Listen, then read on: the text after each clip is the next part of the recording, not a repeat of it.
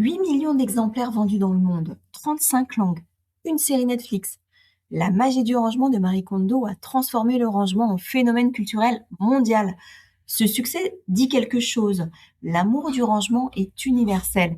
Mais pourquoi? Je vous explique. Un ami m'a dit, après avoir regardé ma dernière capsule, tu sais, moi j'éprouve une vraie satisfaction quand j'ai rangé un document dans une arborescence. Puis il ajoutait, on a l'impression que le fichier a trouvé sa place spécifique.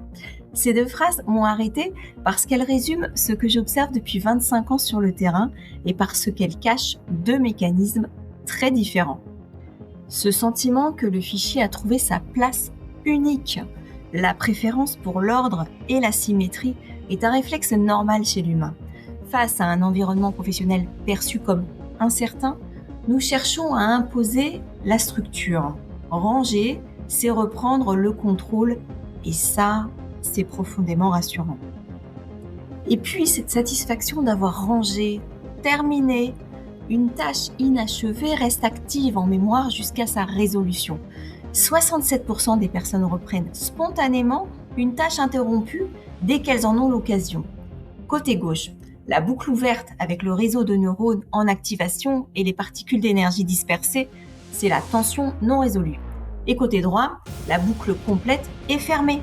Le réseau est apaisé. Ranger ce fichier, c'est fermer une boucle ouverte. Et le cerveau adore terminer. Vous aimez l'ordre parce qu'il vous rassure et parce qu'il ferme des boucles. C'est parfaitement logique. Mais est-ce que ça vous rend vraiment plus efficace? Une étude a montré que des participants dans une pièce désordonnée étaient plus créatifs. Ce résultat reste débattu, mais il dit quelque chose d'intéressant sur le lien entre ordre et performance. Ce n'est pas un plaidoyer pour le chaos, c'est juste une mise au point. L'ordre nous rassure, il ne garantit pas notre efficacité. Et les personnes qui travaillent dans le désordre ne travaillent pas forcément moins bien que les autres. Vous aimez ranger vos fichiers dans une arborescence parce que votre cerveau cherche à contrôler son environnement et à fermer ses boucles ouvertes. C'est humain, c'est documenté, c'est normal. Mais retenez une règle. Ne rangez pas pour vous rassurer. Rangez pour vous rendre plus efficace. Dans la prochaine capsule, on verra à quoi ça ressemble quand le rangement par assurance déraille et comment le reconnaître pour mieux le corriger.